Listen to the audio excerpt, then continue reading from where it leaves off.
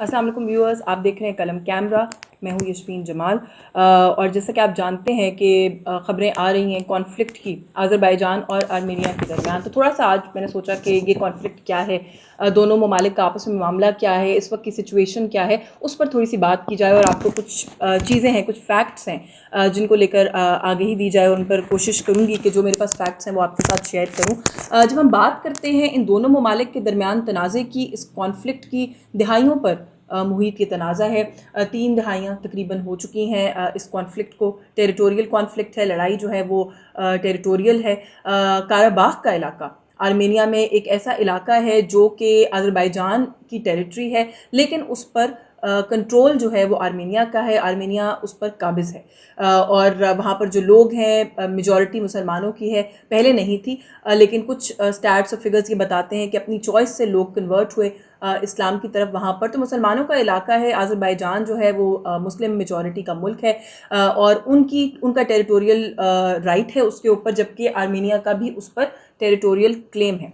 जब हम बात करते हैं इस कॉन्फ्लिक्ट की, तो अर्ली 80s में, अर्ली 90s में ये दोनों ममालिक इसी तरह से खूनी जंगें पहले भी लड़ चुके हैं।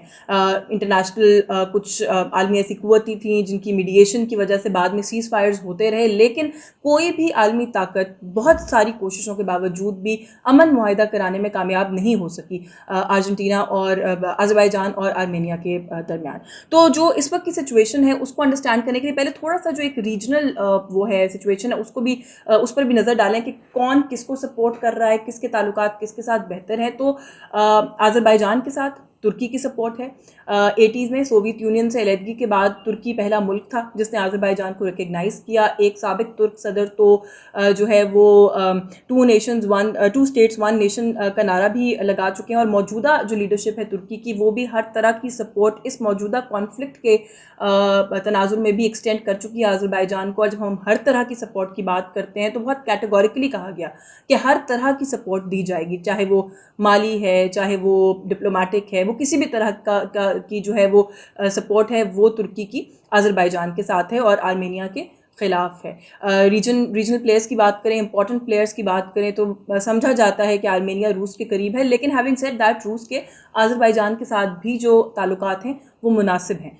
तो इस वक्त अगर हम रीजन में सपोर्ट के पर्सपेक्टिव से बात करें, जो अभी तक स्टैट्स, फैक्ट्स एंड फिगर्स हमारे सामने आ रहे हैं इस मौजूदा कॉन्फ्लिक्ट की, उसको सामने रख के बात करें तो पलड़ा अज़रबैजान का ही भारी दिखाई दे रहा है, और आर्मेनिया जो है वो इस वक्त खासी वीक फुटिंग पर दिखाई देता है। जब हम बात करते हैं इस वक्त की जो सिचुएशन है, तुर्की के जो ताल्लुकात हैं, तो तुर्की को सपोर्ट तुर्की ने एक्सटेंड की है, लेकिन खासा ड्रैग भी किया जा रहा है इस सूरत हाल के अंदर। बहुत सारे इल्ज़ामात भी हैं जो कि तुर्की पर लगाए जा रहे हैं। इस कॉन्फ्लिक्ट के आगाज़ से पहले कुछ तुर्क जो F-16 तैयारे हैं, जो कि इस रीजन में सबसे ज़्यादा वैसे टर्की के पास ही हैं, वो जंगी मशकों के लिए अज़रबैजान में पहले से मौजूद थे।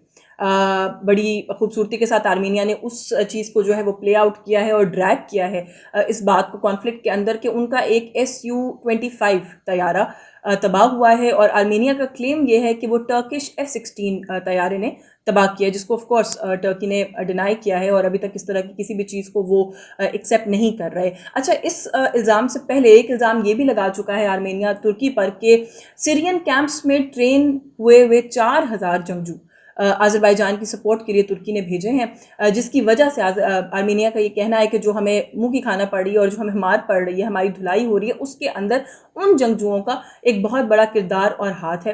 तुर्की ने ऑफकोर्स इसको भी डिनाई किया, और अगर आर्मेनिया इस तरह की एलिगेशन, खास तौर पर ये जो ऑन ग्राउंड जंगजुओं की एलिगेशन है वो लगाएगा, तो उसे साबित भी करना पड़ेगा, प्रूफ भी देना पड़ेगा। ये बगैर प्रूफ के इस तरह की जो बातें हैं, जो मामलात हैं, वो आगे नहीं चल सकते। अच्छा, जो सपोर्ट की बात है, Pakistan is also one of those countries जिन्होंने अपनी फुल सपोर्ट अज़रबैजान को ही एक्सटेंड की है। तो अच्छा, ओवरऑल इस वक्त सिनेरियो क्या है, कौन किसको सपोर्ट कर रहा है, इस पर भी बात करते हैं। जो अभी तक प्रेजेंट नंबर्स हैं, जो फिगर्स हैं, 100 से ज़ायद कैजुअल्टीज़ जो हैं वो रिपोर्ट की जा रही हैं आर्मेनिया की तरफ से, जिसमें सिविलियंस भी शामिल हैं, जिनमें उनके कम्बैटेंट्स जो हैं वो भी शामिल हैं, और एक मिलिट्री बेस पूरी तबाह करने का दावा है अज़रबैजान आज़रबाईजान का, जिसको अब कुछ अखबारात, इंटरनेशनल न्यूज़पेपर्स ये रिपोर्ट कर रहे हैं कि आर्मेनिया भी कंफर्म कर रहा है। तो जब हम तबाही की बात करते हैं, 10 से ज़्यादा देहातों की कुछ जगहों से अभी तक कुछ सोर्सेज से ये खबर आ रही है कि जो टेरिटरी है वो भी क्लेम कर ली है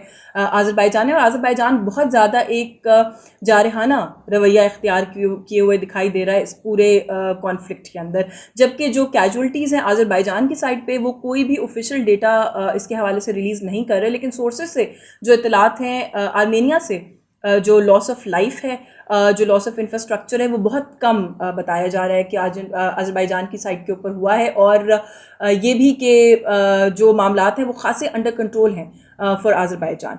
तो इस वक्त अगर हम लड़ाई की बात करें, जो मामला है उसकी बात करें, तो वो तो खासी सिचुएशन जो है वो आज़रबाईजान की फेवर में दिखाई देती है। अच्छा, अब इंटरनेशनल सिनेरियो को अगर थोड़ा सा सामने रखें, तो पाकिस्तान और टर्की एक्सटेंड की है सपोर्ट आज़रबाईजान को, वेयर एज जो कुछ और ममालिक हैं जिसमें ईरान, कतर, रशिया, अमेरिका, इनका ख्याल है, बल्कि इन्होंने तो कॉल्स भी दिए हैं कि डी एस्केलेशन होनी चाहिए, किसी भी किस्म के कॉन्फ्लिक्ट को सपोर्ट नहीं करेंगे, क्लियर साइड्स तो टेक्निकली नहीं ले रहे, लेकिन इस वक्त जो बात है वो यही है कि किसी किस्म की मीडिएशन को एक्सेप्ट कर लिया जाए, कोई बीच बचाव कराया जाए और इस मामले को दोबारा से सीज़ फायर की तरफ ले जाने की कोशिश की जाए। कुछ सख्त स्टेटमेंट्स कुछ अमेरिकी ऑफिशियल्स की तरफ से देखी मैंने कि अगर कोई टेरिटोरियल क्लेम होता है आज़रबाईजान का, तो अमेरिका उसको सपोर्ट नहीं करेगा या उसको रिकग्नाइज़ नहीं करेगा। तो ये तो खैर जैसे जैसे जो सूरत हाल है वो अनफोल्ड होगी तो तभी कहा जा सकेगा कि मामला जो है वो क्या है। जो इस वक्त एक लाइन है कुछ इंटरनेशनल प्लेयर्स की, जिसमें कुछ यूरोपियन ममालिक भी शामिल है, मैंने अभी अमेरिका का कहा, ईरान का कहा, कि जी मामले को मुज़ाकरात से हल किया जाए। अब अगर मुज़ाकरात से ही मामला हल होना होता तो ये जो 30 इयर्स का एक कॉन्फ्लिक्ट है ये यहाँ तक पहुँचता ही क्यों? ये 2 दफ़ा 3 दफ़ा बीच में पहले भी, जैसे मैंने कहा, कि कॉन्फ्लिक्ट में जा चुके हैं, तो सूरत हाल अभी तक रिजॉल्व हो गई होती, बेहतरी की तरफ जा चुकी होती। लेकिन अगर नहीं गई है तो इसका मतलब है ये मामला मुज़ाकरात से हल नहीं होगा। इस कॉन्फ्लिक्ट को भी लेकर अक़वाम मुत्तहिदा में 8 करारदादें मौजूद हैं जो कि टिल डेट इनअफेक्टिव हैं। अगर मुज़ाकरात से ही हल होना होता तो उन्हीं की लाइट में कोई फ़ैसला, कोई हल तलाश कर लिया जाता, कोई पीसफुल रेजोल्यूशन हो जाता, इन दोनों ममालिक के दरमियान किसी किस्म की कोई पीस एग्रीमेंट जो है वो हो चुकी होती। लेकिन इस तरह की कोई सिचुएशन नहीं है, और मैं समझती हूँ कि आज़रबाईजान भी इस चीज़ का इदराक करते हुए जो आर्मेनिया का जो रिसेंट एक पंगा लिया है, वो आज़रबाईजान ने डिसाइड कर लिया है कि अब आर्मेनिया को महंगा पड़ेगा। सो लेट्स सी, जैसे मैंने कहा कि टेरिटोरियल क्लेम की बात करें, वो भी बहुत बेहतर वो क्लेम कर रहे हैं, बहुत सारा इलाका सोर्सेज के मुताबिक क्लेम कर चुके हैं। लॉस ऑफ लाइफ भी वहाँ पर कम है। तुर्की की सपोर्ट बहुत मैटर करती है इस रीजन में, अगर उनके साथ है, और ऑफ कोर्स वो उसको अपने लिए फुली यूटिलाइज़ करेंगे, मैक्सिमाइज़ करेंगे। मैं समझती हूँ कि इस पूरे कॉन्फ्लिक्ट में ये इंटरनेशनल जो प्लेयर्स हैं, जो कुछ बड़े ताकतवर ममालिक हैं, ये उनको सोचने की ज़रूरत है कि इस कॉन्फ्लिक्ट में वो अपने आप को कहाँ प्लेस कर रहे हैं, जहाँ प्लेस कर रहे हैं वहाँ प्लेस क्यों कर रहे हैं। क्योंकि अगर इफ़ हिस्ट्री इज़ एनी, अगर उसको हम एज एन एविडेंस यूज़ करें, या if it's any reference for that matter, तो माजी में भी ये लोग सीज़ फायर कर चुके हैं। तो अभी आज़रबाईजान के फेवर में सिचुएशन जाए या आर्मीनिया की सिचुएशन फेवर में सिचुएशन जाए, अगर जो लूजिंग एंड पर पार्टी है वो कोई मसलहत सामने रखकर दोबारा सीज़ फायर की तरफ जाती है या मामलात नॉर्मलाइज होने की तरफ जाते हैं, तो इंटरनेशनल प्लेयर्स को ये देखना होगा कि वो अपने आप को एक दूसरे के ख़िलाफ़ किस हद तक पोजीशन कर रहे हैं कि इनका कॉन्फ्लिक्ट तो रिजॉल्व हो जाए, लेकिन शायद कोई और कॉन्फ्लिक्ट्स हैं जिनको हवा मिल जाए। तो ये देखना पड़ेगा। आज चौथा दिन है इस कॉन्फ्लिक्ट का। कैजुअल्टीज़, लाइक आई सेड, जो रिपोर्ट्स हैं वो आ रही हैं, वो बढ़ती चली जा रही हैं।